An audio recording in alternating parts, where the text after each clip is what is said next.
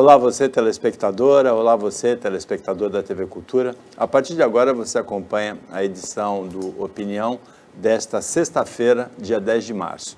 Vão participar como comentaristas os advogados Roberto Mohamed e Ronaldo Serápicos. E nós recebemos com muito prazer e com muita honra aqui hoje o presidente da Unafisco Nacional, a entidade que representa os auditores da Receita Federal, Mauro Silva. A gente tem uma porção de assuntos interessantes para conversar com o Mauro. O programa do Imposto de Renda 2023 foi lançado nessa semana. Tem aquela operação que afetou bastante o Porto de Santos, a operação padrão que foi feita desde dezembro de 2021, porque não foi regulamentada uma lei que dava produtividade para os auditores. Mas eu, apesar de eu não ser uma pessoa fofoqueira, eu gostaria de saber do Mauro, o que você pode contar para a gente, Mauro, desse episódio das joias da Michele Bolsonaro e do Bolsonaro lá no aeroporto de Guarulhos, que tem como personagem central um auditor da Receita. Boa tarde, bem-vindo. Boa tarde a todos.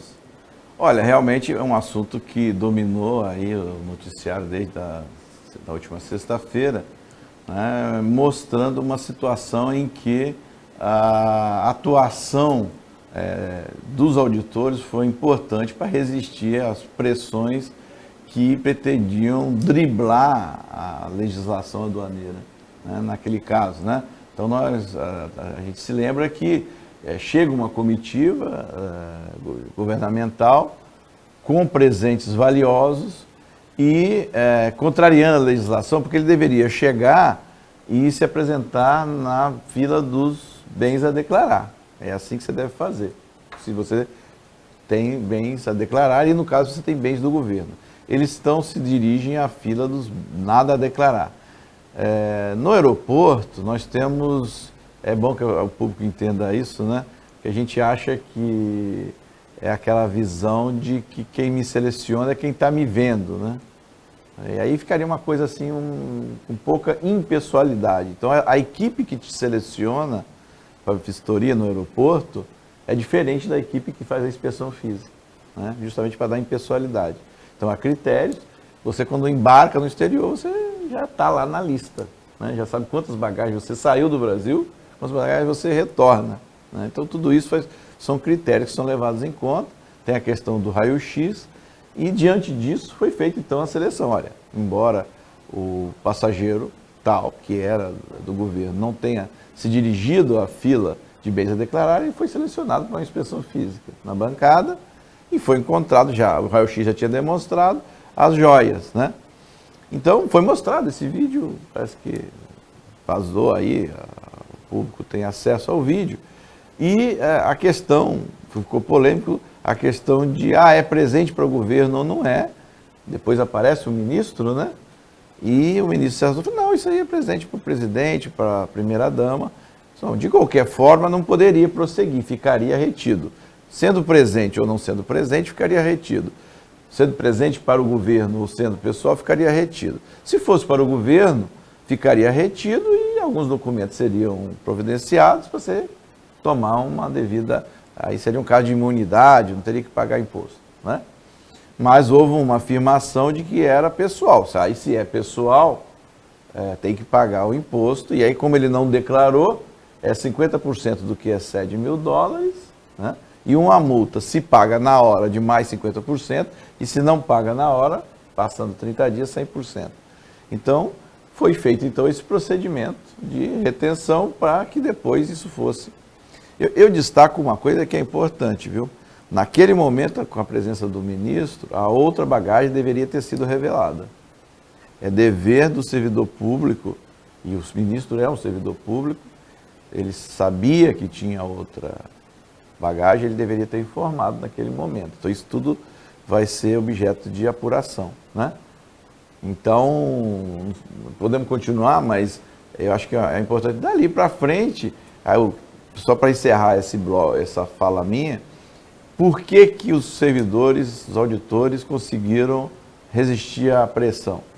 Porque são servidores concursados que após 3 anos adquirem estabilidade. Com a estabilidade, o que significa isso? Você pode ficar lá e nunca vai ser demitido? Não, não é isso. A estabilidade se você agir dentro da lei, você não será demitido. E para ser demitido, você terá a oportunidade de um contraditório ou ampla defesa. Não é a vontade de um chefe. Então não adianta dizer, olha, vou ligar para o teu chefe, aquela coisa que houve lá nos vídeos, né? Vou ligar para o teu chefe, né? Então, a estabilidade protege, não o servidor público, protege o Estado brasileiro, protege a sociedade brasileira, né? E eu disse, e aí não tenho problema nenhum em repetir, que a estabilidade é a primeira barreira contra o mal político que pretende fazer mau uso do recurso público, né? Ou do cargo que ocupa, porque é o servidor público com estabilidade que vai dizer o não, né? O primeiro não, vai ser o primeiro obstáculo. Por isso que alguns, uma pequena minoria de políticos, tentam, vez por outra, acabar com a estabilidade. Mohamed, esse caso é emblemático disso que o Mauro acabou de falar, né? Boa tarde. Boa tarde, Paulo.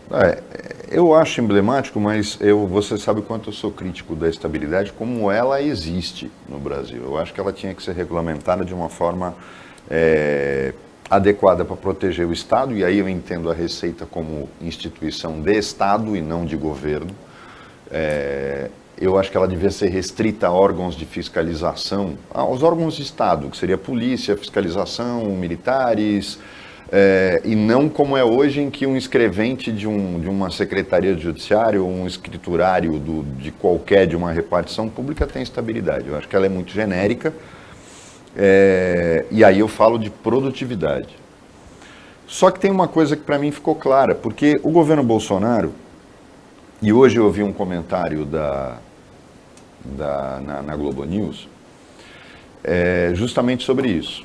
O Bolsonaro elevou à enésima potência aquela visão que normalmente alguns presidentes no Brasil tiveram, a de que o Estado é deles. O Bolsonaro colocou principalmente a Polícia Federal e atacou a Receita Federal o quanto pôde, quando ela começou, no sentido da Receita, de denunciar os filhos dele e, no caso da Polícia Federal, de investigar os filhos dele. Aí o que ele faz? Transfere delegados, mexe nos comandos regionais da Receita Federal, bate de frente com o COAF para impedir a investigação. Quando, na verdade, gente, eu sempre fui a favor disso. Eu vejo alguns advogados, e também já fiz críticas aqui aos meus colegas criminalistas, porque pior que a corrupção é a impunidade.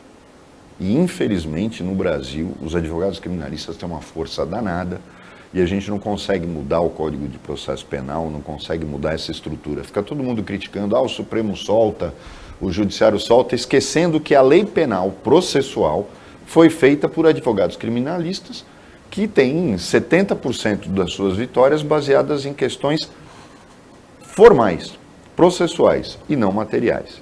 Isso é uma crítica, infelizmente, essa discussão nunca avança. A gente não precisa mudar o Código Penal, precisa mudar o Código de Processo Penal. Mas o mais grave aí, se a gente for lembrar, Mauro, e você tem toda a razão quando fala da questão da estabilidade, porque ela para mim é sinônimo de tranquilidade no cumprimento do dever, é o que aconteceu com aquele ex-fiscal do IBAMA, da FUNAI, que foi assassinado no Amazonas, que pediu demissão justamente porque tiraram ele de lá, mandaram para Brasília, aí ele pediu demissão e voltou trabalhando para uma ONG, e aí foi assassinado com aquele jornalista. Isso mostra claramente o quanto o clã Bolsonaro transformou o Estado a seu interesse, naquele caso envolvendo o próprio Ricardo Salles, que hoje é deputado. Eu estou falando isso para te fazer uma pergunta específica. Quando a Receita, uma instituição de Estado, isso já aconteceu com a Polícia Federal, sofre um verdadeiro ataque, porque eu acho que foi isso que aconteceu, foi um ataque maciço do governo em relação à Receita, quando ela não se prestou a trabalhar a serviço do governo e da família do presidente, a gente viu a instituição reagir como um todo. Mesmo que o secretário da Receita Federal tivesse sido nomeado pelo Bolsonaro. Você acha que isso veio dessa semi-independência que agora os delegados têm? O superintendente regional não, para que as pessoas entendam as delegacias da Receita, o superintendente é nomeado, mas todos os delegados abaixo dele são caras que não estão lá porque foram escolhidos por um chefe, estão lá por causa de um processo seletivo interno, ao contrário do que era antigamente. Você acha que isso foi decisivo para a Receita ter resistido aos ataques durante o governo Bolsonaro? O ponto mais importante é a questão da estabilidade, evidentemente. Sem ela, isso tudo ficaria enfraquecido. Mas a existência dessa seleção porque o público pensar na palavra delegado, eu sempre explico, né? Na Receita, o delegado é aquele chefe da cidade, né? O chefe dos auditores na cidade ou num conjunto de cidades. Ou aqui, no caso de Santos, tem o delegado da alfândega, que é o chefe máximo dos auditores aqui na alfândega, né? Então, esse delegado, antigamente, ele era escolhido ou pelo secretário da Receita ou pelo superintendente regional.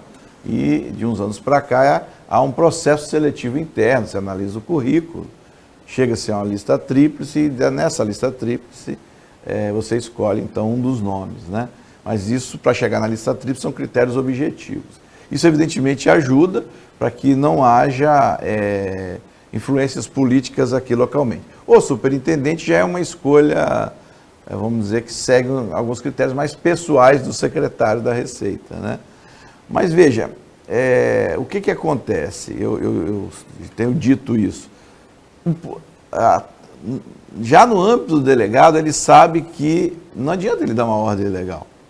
A ordem legal não é cumprida, porque o auditor é treinado para saber que ele tem a proteção da estabilidade desde que ele cumpra a lei. E eu digo que a estabilidade é uma moeda com duas faces, né? Tem a proteção, mas tem o dever também, né? No caso da Receita, não significa uma proteção à estabilidade que, eu não posso ser demitido, de forma alguma. Você tem a figura da desídia para aquele servidor auditor ou não, que não cumpre com as suas obrigações, não atende adequadamente ao que se espera dele, e você tem casos de desvio de conduta. Mas eu tenho um pensamento um pouco diferente da estabilidade em relação a outros servidores também. Eu posso te dar um exemplo, por exemplo, com relação a um médico. Vou dizer em relação a um médico de um hospital público, que se não tiver estabilidade, ele pode ser pressionado por diretor do hospital a consumir determinado medicamento ou determinada prótese, percebe? Ou mesmo numa vara do judiciário, se ele não tiver estabilidade, como é que fica o andamento dos processos, a rapidez ou não deixa daquele processo. Então, para cada local que você for do serviço público, você pode encontrar situações em que a estabilidade ela é importante. O problema é ao outro lado, né? É que talvez algum ou outro servidor se valha da estabilidade para alguns podem não corresponder àquilo que é necessário, que o público espera e para aquilo que ele é remunerado. Mas para isso existe o processo administrativo. Então, assim, eu entendo que no cômputo, no geral do serviço público, a estabilidade protege a sociedade brasileira, né?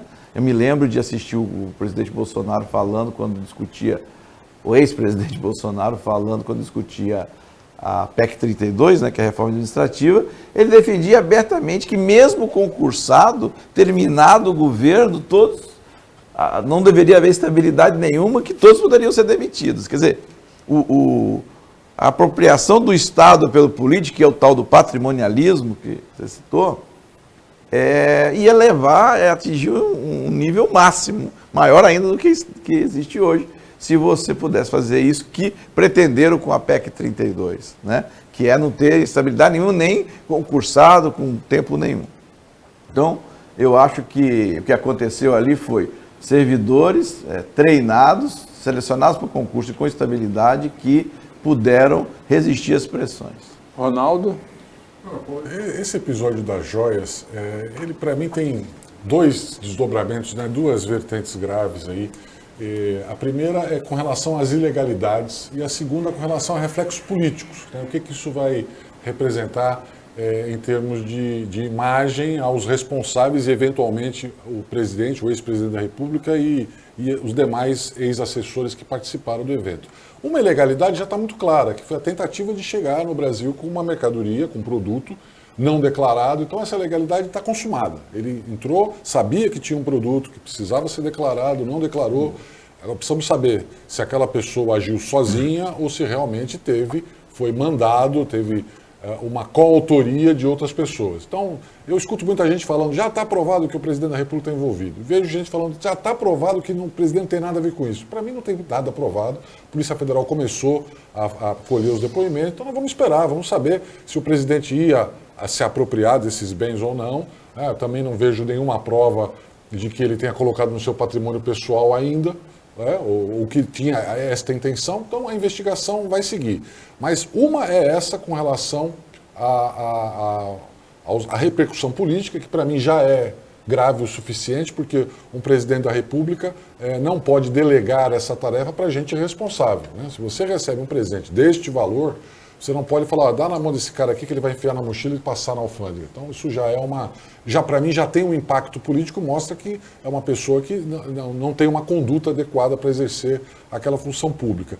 Mas com relação às ilegalidades, eu queria até aproveitar e fazer uma pergunta ao Mauro ainda, se der tempo antes do fim do bloco, porque eu acho que interessa ao telespectador em geral, e é uma coisa que nós temos que, de alguma forma, Mauro, impedir que as pessoas tentem cometer ilegalidades. Então, a primeira é com relação à multa. Você comentou, e a gente está vendo isso já divulgado nos jornais, que quando você não declara um bem na alfândega, você, além do imposto, paga uma multa.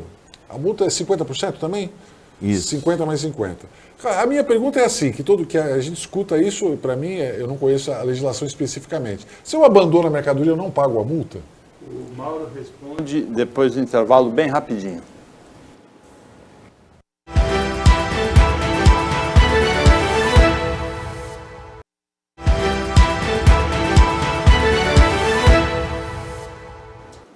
Voltando com a opinião litoral desta sexta-feira, participam como comentaristas os advogados Roberto Mohamed e Ronaldo Serápicos, e a gente recebe com muito prazer aqui o presidente da Unafisco Nacional, que representa os auditores fiscais, Mauro Silva. Ronaldo, repete a pergunta de antes do intervalo, e você falou que tem uma outra, né? São duas? Vou repetir e já faço a segunda. O que eu tinha perguntado ao Mauro no bloco anterior era se, no caso de uma apreensão na alfândega de um bem não declarado, se o infrator se livra da multa abandonando a mercadoria, porque eu acho que fica um pouco fácil nesse caso das joias aí, tudo leva a crer que quem tentou passar era um mula, né? Um sujeito que foi convocado a tentar passar com a mercadoria, e aí eu entrego a mercadoria e não pago a multa. Então, queria saber o que acontece com essa multa em caso de abandono. E segundo, que no comecinho dessa história, circulou uma teoria da conspiração de que houve uma armadilha, de que escolheram aquele sujeito que estava carregando as joias, que a Receita queria pegar aquele cara, especificamente, sabia que ele estava com as joias e tal. Essa teoria perdeu força porque veio a história do raio-x, né? Então parece que as joias apareceram no raio-x e isso perdeu força. Mas logo no começo do programa você falou da impessoalidade da alfândega na hora de escolher as pessoas que são fiscalizados, que tem que abrir a bagagem. Eu queria que você me explicasse melhor isso. Quais são esses critérios? Linguagem corporal, além do raio-x, né? Linguagem corporal, amostragem, como é que a Receita garante que não há perseguição a uma pessoa que entra na parte não declarada de bens? Diferença entre a bagagem de ida e a bagagem de volta, né, que ele citou. Eu vou até começar por essa segunda pergunta, quer dizer, eu digo o seguinte, que antigamente o único critério era aquele visual, né? Eu olhava pela quantidade de malas, eu não tinha informação nenhuma antigamente já de quantas malas você vinha, né?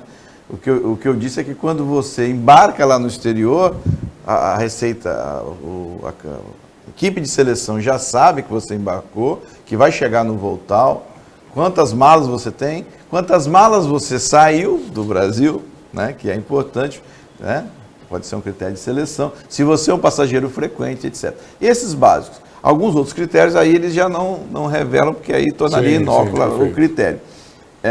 Aí tem a questão do raio-x. É claro que sempre tem que estar presente ainda as regras analógicas, vamos dizer assim, do visual, isso, claro, sempre pode estar presente. Então, assim, quando separam a equipe de seleção, que é aquela que está fazendo todos esses critérios, essa análise de inteligência da inspeção física, você retira aquela ideia de que, ele não está me perseguindo. Né? Não estou te perseguindo, eu recebi aqui um relatório para te conduzir para a bancada para fazer a análise da sua bagagem. Então, dá aquilo que a Constituição exige, que é a impessoalidade no serviço público. Né? Dá mais condição de impessoalidade. Né? Claro que o visual ainda permanece. Aí, respondendo a primeira pergunta, né? O que acontece? Eu entro com a mercadoria e abandono. Então, vamos lá. Quando você entra com a mercadoria, você sabe, bom, eu estou com a mercadoria que é bagagem. Primeiro, aquela história, tem que ser bagagem. Porque se você trouxer numa quantidade tal que não é bagagem, e aí eu discuto naquele caso que eu não colocarei aquilo como bagagem. Por quê? Era do funcionário? Não. Porque bagagem é aquilo que é do seu uso pessoal ou para você dar de presente a uma pessoa dentro de um valor e uma quantidade razoáveis. Uma noção comum, sem entrar na letra da norma. A noção de bagagem é essa. Mas para você dar de presente a alguém, algo, precisa ser seu. Né? As joias eram do servidor que estava ali, do assessor? Não. Então não era bagagem dele. Ele era um transportador. Daí, nem entra no conceito de bagagem. Então, assim, eu não vi, mas, sob o ponto de vista aduaneiro, há aqueles que defendem das regras da legislação aduaneira, aqueles que defendem que nem era para oportunizar o pagamento, porque já estava tudo ilícito, era apreender para... Né? Agora, a questão do descaminho aí. Bom, chego eu lá, então, com algo que é minha bagagem mesmo, eu tenho, não posso alegar que não conheço a legislação, eu tenho que dizer, bom, isso aqui passa de $1.000, né? Então, eu preciso escolher o caminho do bens a declarar. Aquela escolha é um ato jurídico, ilícito. Quando você escolhe a fila do nada a declarar e tem algo a declarar, ali já tem um ilícito. Que é preciso ver na questão penal como é que vai, se a caracterização de descaminha a partir dali. Agora vamos à questão da receita. Aí você chega lá e fala, olha, isso aqui custa 16 milhões e meio, sendo bagagem é 50% mais 50, faz o cálculo, aí você diz, bom, fala, está aqui feito a retenção. Depois da retenção é feito um outro documento que é mais elaborado, que é o auto de infração, e aí você vai se defender. Né? Você fala, não vou me defender porque eu não vou pagar isso daí. Então você abandona a mercadoria. Estou falando do ponto de vista da receita. Sim. Né? Questão criminal, aí depois a Receita vai encaminhar esse processo para a Polícia Federal analisar as repercussões criminais. A Receita fala, muito bem, se você não veio aqui, não se defendeu, revelia, perdimento. Aí perde o bem. Quando você perde o bem, a Receita vai poder recuperar o tributo que você quis sonegar, ou se recusa a pagar, com o leilão. Né? Então, por isso aí, sob o ponto de vista da legislação aduaneira. Agora, isso o exime da questão do descaminho ou do contrabando? No caso é descaminho porque a mercadoria não era proibida de entrar no Brasil, né? não era proibida. Aí é uma questão que a Polícia Federal precisa ver, porque você, quando é um ato, é um momento que você faz uma escolha jurídica, quando você escolhe o nada a declarar ou bens a declarar. Né? Se você tem dentro da sua mala algo que mereça a declaração e você escolhe outro caminho, ali é um momento de uma conduta ilícita. E aí isso precisa ver sobre outras consequências. Então eu espero ter atendido aí. Não, eu acho que foi interessante o que o Mauro falou. Inclusive os critérios, né? O número de mala que vai, o número de mala que vem, eu não sabia que chegava a tal grau de informação. E é interessante ver que finalmente se fez a Polícia Federal que dá entrada da pessoa na imigração com a Receita, quer dizer, uma comunicação quase que imediata, pelo que eu estou entendendo. A pessoa passou e já tem os dados, quer dizer, não é mais uma coisa aleatória de luz vermelha e luz verde como era antigamente. Isso para mim, é um avanço sem dúvida nenhuma. Mas a gente nota agora Mauro, nesse caso, e é aí que eu vou bater. O Ronaldo falou assim, mas não tem prova nem de que é. Em termos de procedimento, está tudo errado. Então, só isso já justifica... Não, a ilegalidade eu não tenho dúvida. A dúvida é se atinge o presidente da República. Não, a questão para mim é a seguinte. Não é, o Bolsonaro provou durante 4 anos que ele era, além de tudo, burro. Por isso que ele nunca foi brilhante, né? As pessoas falam, não, ele é um militar. Eu falo, gente, tem de militar burro, como tem juiz burro, promotor burro, advogado burro, médico burro, isso existe. Agora, no caso... de televisão burro, né? Esse então nem se fala. Agora, o problema maior é que o procedimento está todo errado. E aí eu entendo, Mauro, que se o procedimento está todo errado,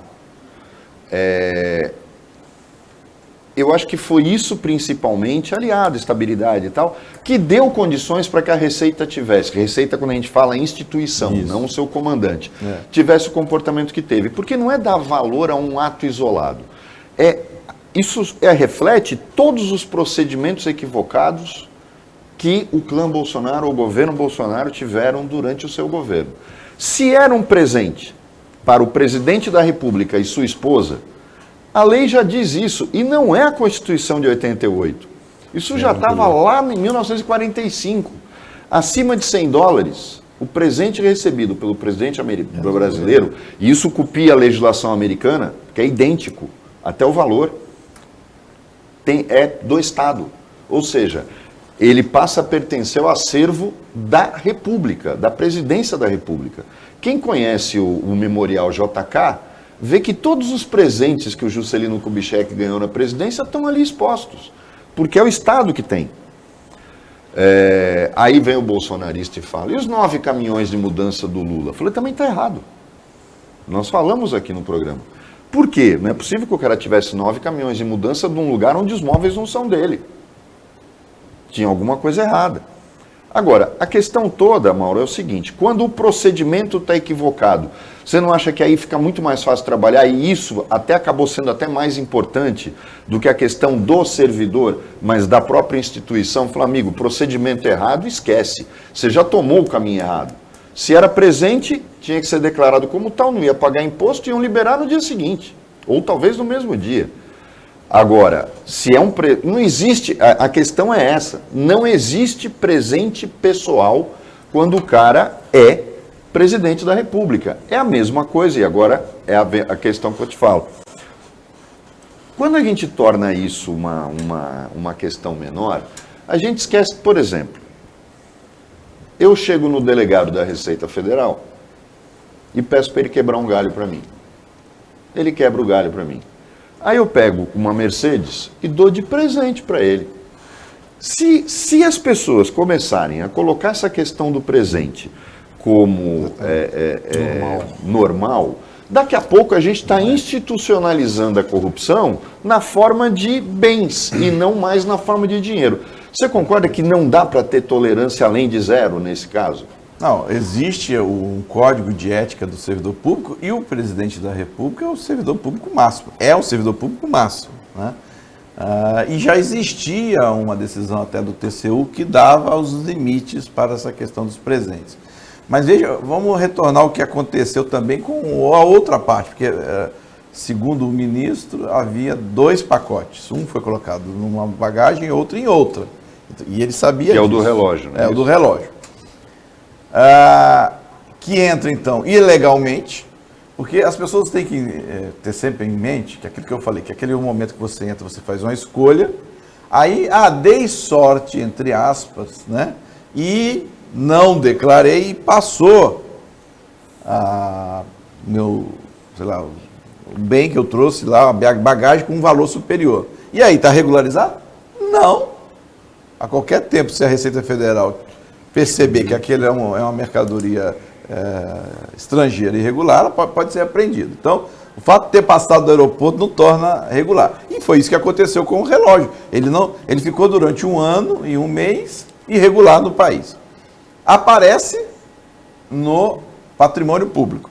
Mas, por alguma interpretação de um setor lá do Palácio Planalto que mexe com essa questão histórica, foi entregue ao patrimônio particular do ex-presidente Bolsonaro. Certo? Então, talvez isso, eu coloco isso como uma questão, né?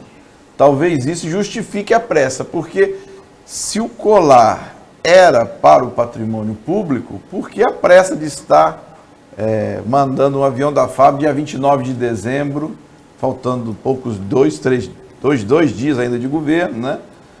Por que essa pressa? Iria mesmo o patrimônio, ia ter lá um selo do patrimônio, ia ficar exposto, na verdade, ou ia ter o mesmo destino que teve o relógio.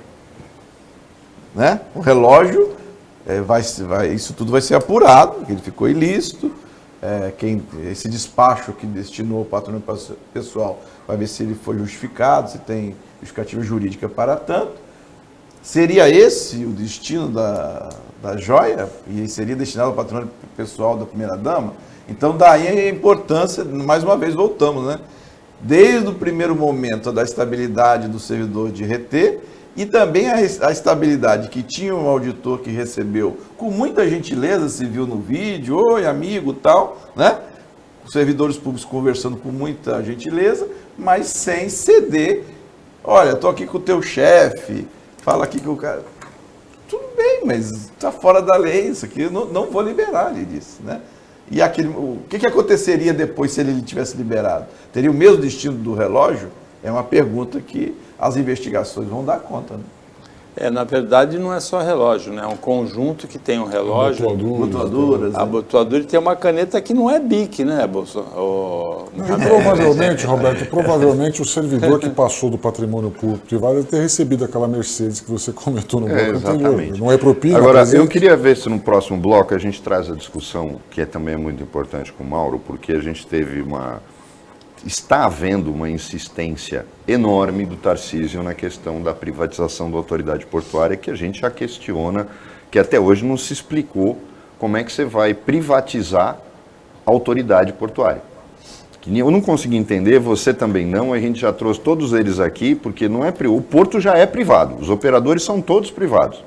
A própria Receita tem todo um procedimento para terminais alfandegados particulares, como é que eles funcionam e tal.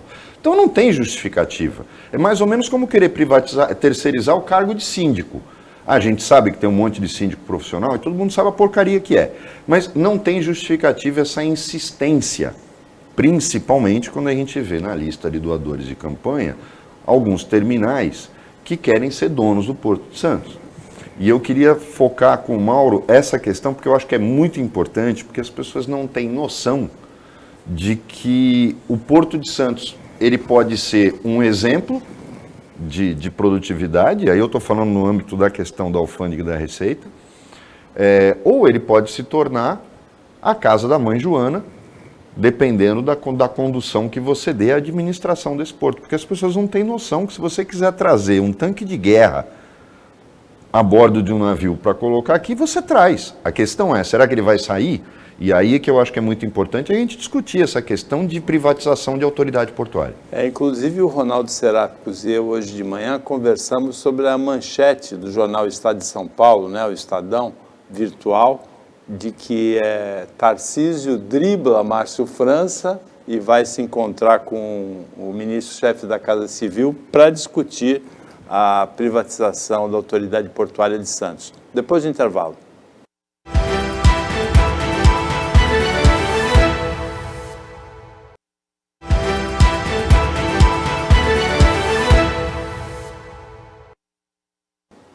Voltando para o último bloco do Opinião desta sexta-feira, 10 de março, participam como comentaristas o Roberto Mohamed e o Ronaldo Serápicos, que são ambos advogados, e a gente recebe com muito prazer, agora no último bloco, o presidente da Unafisco Nacional, Mauro Silva. Mohamed. Mauro, tem uma questão que a gente precisa colocar para as pessoas, porque quando o Pelloni esteve aqui, o Diogo Pelloni, conversou com a gente por vídeo, todas as questões que a gente fazia em relação à privatização da autoridade portuária, não conseguia responder. E o que passa na cabeça das pessoas pode ser a ideia de que, mas o porto tem que privatizar porto. O porto já é privado. As mercadorias não entram no Brasil pela Codesp, que eu não vou me recusar a chamar uma empresa brasileira de Santos Port Authority. pela Santos Brasil, era pela Libra, que foi um exemplo do que pode virar a Casa da Mãe Joana, os terminais privados todos, a operação portuária é toda privada. A Codesp não tem um único ponto de operação direto dela. A alfândega, quando ela fala terminal alfandegado, ela lida com particulares, ela só lida com empresas, ela não lida com o porto público. O que o governo quer privatizar é mais ou menos a autoridade portuária, ou seja, um operador ou 2 ou 3 se unem, ganham a licitação, eles passam a fiscalizar os concorrentes, eles passam a organizar a licitação das áreas vagas, eles vão fazer o processo e vão escolher quem vai ficar lá e vão receber o aluguel. Gente, não tem lógica, ninguém consegue explicar isso. Eu acho, Mauro, que existe uma preocupação muito grande, porque a experiência de Vitória, que eles vivem falando disso, que foi a experiência da privatização de Vitória, da privatização lá, eu vou entender se você não quiser tocar na ferida por uma questão de urbanidade. Mas todo mundo sabe que Vitória é a Casa da Mãe Joana, e já era no tempo que era estatal. O Porto de Vitória sempre teve a fama de ser um porto onde todo mundo era muito simpático. E ninguém sabe ainda o resultado que deu essa privatização lá. Não existe ainda resultados para se comprovar alguma coisa. Mas você acha que, do ponto de vista Receita Federal, que isso pode ter consequências muito graves e que tem alguma coisa não explicada, mas que a gente tem que resistir em relação a isso, ou está se discutindo apenas modelo econômico? Olha, como você disse, a Receita, então, ela se relaciona, a alfândega, ela se relaciona com cada um dos terminais, porque todos, para serem alfandegados, seguem vários critérios, tem que ter os critérios de proteção, etc. Mas é importante que haja uma autoridade portuária pública. Aí, como as pessoas entenderem, seria o... Pense você que está nos assistindo, o que você acharia se a Gol e a Latam se unissem para, então, serem eles a privatizarem a ANAC, por exemplo? Como é que ficaria o setor aéreo, né? E aí a gente podemos dar uma série de exemplos nesse sentido. Quer dizer, a autoridade que vai regulamentar e verificar que os diversos terminais estão cumprindo, né, as diversas normas, inclusive nesse relacionamento com a Receita Federal, não faz sentido que ela seja privada, porque, como você disse, um consórcio dessas empresas pode levar. Então, faz muito pouco sentido essa privatização. E pode trazer problemas para o comércio exterior e que afete a Receita Federal. E aí eu quero deixar um comentário para as pessoas pensarem. Quando você vê a Receita Federal atuando no comércio exterior, por que está lá? É para arrecadar imposto de importação? Não. A função principal da Receita Federal no comércio internacional é proteger os empregos do Brasil, proteger a indústria nacional. É claro que o imposto de importação arrecadado é importante, né? Ele, em determinados tipos de mercadoria, ou até de exportação, como agora nos combustíveis, é importante. Mas, mesmo num mundo globalizado, você tem que ter a proteção para que não haja uma concorrência desleal com mercadorias trazidas do exterior. Então, talvez o emprego de alguma pessoa que está nos assistindo hoje não existiria se não existisse um controle que a Receita Federal faz no comércio exterior, exigindo que não entre mercadorias e façam aqui uma concorrência desleal, desempregando pessoas aqui no Brasil. Então, o controle que a Receita faz no comércio exterior é importante que as pessoas entendam, não é para arrecadar. A arrecadação ela é secundária, é a proteção do desenvolvimento nacional sustentável e dos empregos aqui no Brasil. E isso no âmbito do porto, concluindo aí na sua resposta, no âmbito do porto, eu creio que é muito melhor realizado tendo uma autoridade portuária pública, porque, como eu disse, faz muito pouco sentido que a autoridade fiscalizadora seja privada. Eu acho que isso é como o exemplo que eu dei, se as empresas aéreas se juntassem para serem elas as diretoras da ANAC, por exemplo. Faria muito pouco sentido. Então, Paulo, o grande problema dessa história é que até hoje ninguém apresentou um modelo claro da privatização, né? Porque não é ruim você privatizar se tiver um modelo claro e bastante lógico. Porque a questão hoje que eu vejo é que a autoridade portuária, do jeito que está instituída hoje no Brasil, principalmente o Porto de Santos, ela tem algumas atribuições de fiscalização que não podem ser privatizadas de jeito nenhum, teria que ser criada uma agência reguladora, alguma coisa assim, e você teria que separar dessa agência fiscalizadora atividades executivas que hoje a autoridade portuária tem. Porque aí o particular, o privado que fosse assumir isso... Você está falando da dragagem, por exemplo? Tem que fazer dragagem, tem que expandir o porto, tem que melhorar as margens, tem que construir terminais, tem que fazer investimentos. Ferrovia. Que o governo nunca teve dinheiro para fazer. O governo não tem dinheiro para fazer dragagem. O particular vai tomar lá, vai entrar. Então você tem algumas situações semelhantes. Por exemplo, os portos podem ser semelhantes à situação dos aeroportos. Os aeroportos vão ser privatizados, não a ANAC. E o aeroporto sendo privatizado, você garante que vai haver uma concorrência leal entre Gol, Latam, a Latam já não existe mais, mas entre todas as companhias aéreas que vão se utilizar daquele aeroporto. Então nós temos que ter a mesma situação para os armadores e para os terminais que vão utilizar. Então o problema é a regra clara. Lógico, nós não vamos privatizar a Receita. Quem assumir a autoridade portuária vai ter a obrigação de dar todas as condições para a Receita Federal trabalhar. E digo mais, colocando os instrumentos na mão da Receita Federal que hoje ela não tem. Todos os dias a gente dá notícia, Paulo, de que houve uma apreensão no Porto de Santos de 10 quilos de cocaína, de 50 quilos de cocaína. Por quê? Porque nós não temos condição de fiscalizar todas as cargas. Se o particular fosse obrigado a investir em equipamentos para a Receita Federal, nós teríamos uma apreensão gigante, tenho certeza absoluta, de cocaína e de produtos que entram nos containers todos os dias do Porto de Santos. Nós devemos pegar aí uns 3, 4% da muamba que chega pelo Porto de Santos todos os anos. Então o grande problema é que a gente vê, o governador está indo conversar sobre privatização. Aí você pergunta para o governador, como disse o Roberto, qual é o seu projeto? Ah, o projeto eu não tenho, eu vou conversar. Então ninguém tem um projeto, esse que é o problema. Mas eu tenho essa opinião, que se você fizer um projeto sério, estabelecendo um órgão fiscalizador independente, e dando à autoridade portuária somente atribuições executivas e obrigação de realizar os investimentos, talvez seja uma opção boa para o Porto crescer. Eu vou ser obrigado, eu não posso perder o costume, né? Porque como a gente está com um convidado aqui, a gente não fica discordando um do outro, mas eu tenho que discordar de você nesse ponto. E é até bom porque o Mauro vai mostrar se ele segue a linha, porque o Anafisco sempre teve uma posição política definida em relação a esse ataque às atribuições do Estado. Eu participei de uma discussão com uma dirigente da Anafisco na Globo News uma vez, e isso para mim ficou claro.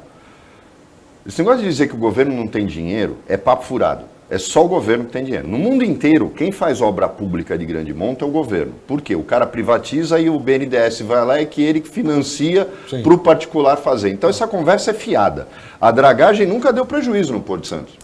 Ela é atribuição, ela está incluída uma taxa de dragagem que todo terminal portuário paga para a autoridade portuária. O problema é que o cara que faz o contrato é corrupto, faz um contrato e que a empresa de dragagem ganha mais se ela não dragar do que dragando. Já cansei de pegar esses contratos quando eu era advogado do Sindaporte. É escandaloso o negócio, é que é muito corrupto para muito... pedaços da cobrança exagerada que acontece. Então vamos com calma. O Estado tem dinheiro sim. Agora, só aparece o dinheiro quando privatiza. Pô, a distribuição das distribuidoras de energia em São Paulo foi o maior exemplo disso. Nenhuma delas investe um centavo.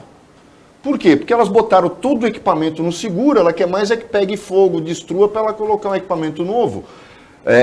Ao invés, por isso que eu falo aqui, o Paulo às vezes fica bravo comigo, que Electro, Piratininga, CPFL, esses caras tinham que estar trabalhando de tornozeleira eletrônica, porque é tudo bandido. O próprio processo foi absolutamente escandaloso. Agora, eu acho que a principal questão, e eu ia tocar nesse ponto, Mauro, tem um lado da Receita, a gente ainda tem tempo, eu queria que você esclarecesse isso. Tem um lado da Receita que pouca gente conhece, não é só o da defesa do emprego. E a minha pergunta é, se vocês notam que é preciso aprimorar o treinamento do auditor fiscal ou criar uma equipe, porque a Receita já teve uma época, um auxiliar de vigilância e repressão, alguma coisa assim. Era um pessoal que tinha mandato, trabalhava por 2 anos ou 1 ano. O AVR. Porque vocês exercem um papel policial também. Porque quando você tem apreensão de droga no porto ou chegada de arma, o primeiro cara a descobrir é o auditor da alfândega, não é o pessoal da Polícia Federal. Eles são chamados quando a coisa acontece. Você acha que isso é uma coisa que deveria ser levada em conta na formação do auditor? Porque eu acho que vocês não têm ainda um corpo capaz de exercer esse lado que vocês acabam exercendo na marra. É importante a sua pergunta, porque até remete até uma pergunta anterior, que foi feita em relação à humanização da Receita, nesse tratamento com o contribuinte, coisa que a gente defende muito. A humanização foi no intervalo que a gente conversou, né? Exatamente. Então, essa humanização, isso depende de mudança de cultura. Eu fui treinado na década de 90, onde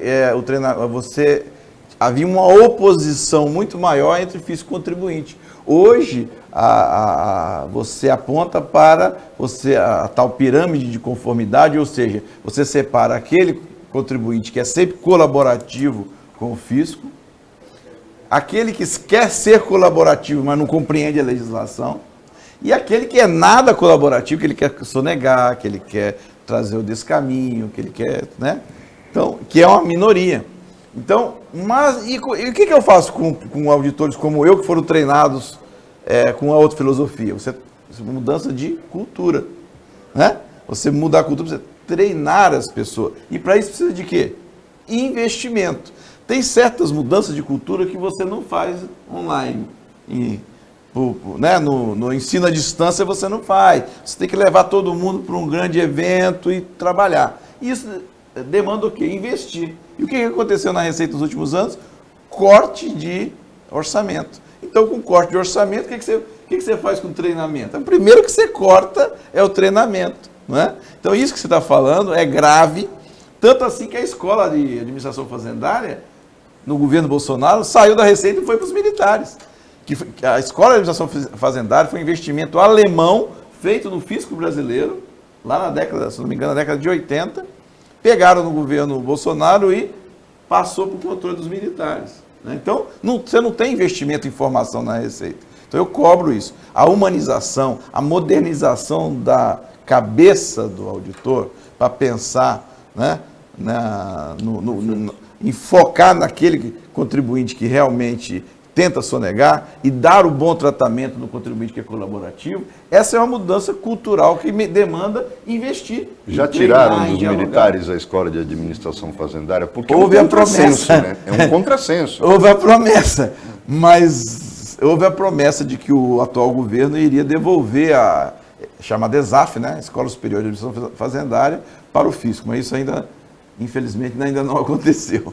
O Roberto Mohamed trouxe a questão da privatização da autoridade portuária. O Mauro deu uma colaboração muito bacana quando ele comparou com a ANAC ou com a ANS, que ele tinha falado no intervalo. E o Ronaldo também deu uma contribuição interessante, né? Você pode privatizar algumas atribuições da autoridade portuária, mas não pode, como deixou claro o Mauro, privatizar a autoridade, que é o que se está falando, privatizar a autoridade. Eu tenho a impressão que foi um programa que colaborou muito para essa discussão, Paulo, que é muito importante para nós. Um pedido e um convite ao Mauro no ar, porque a gente vai ter, a gente tem agora esse mês e o próximo, o pesadelo de todo mundo que quer fazer o imposto de renda, e mudou muita coisa. Como você é de Santos, mesmo sendo, e é orgulho para a cidade, o presidente nacional da Unafisco, a gente queria saber se ainda no mês de março você poderia voltar para a gente fazer um programa sobre o imposto de renda.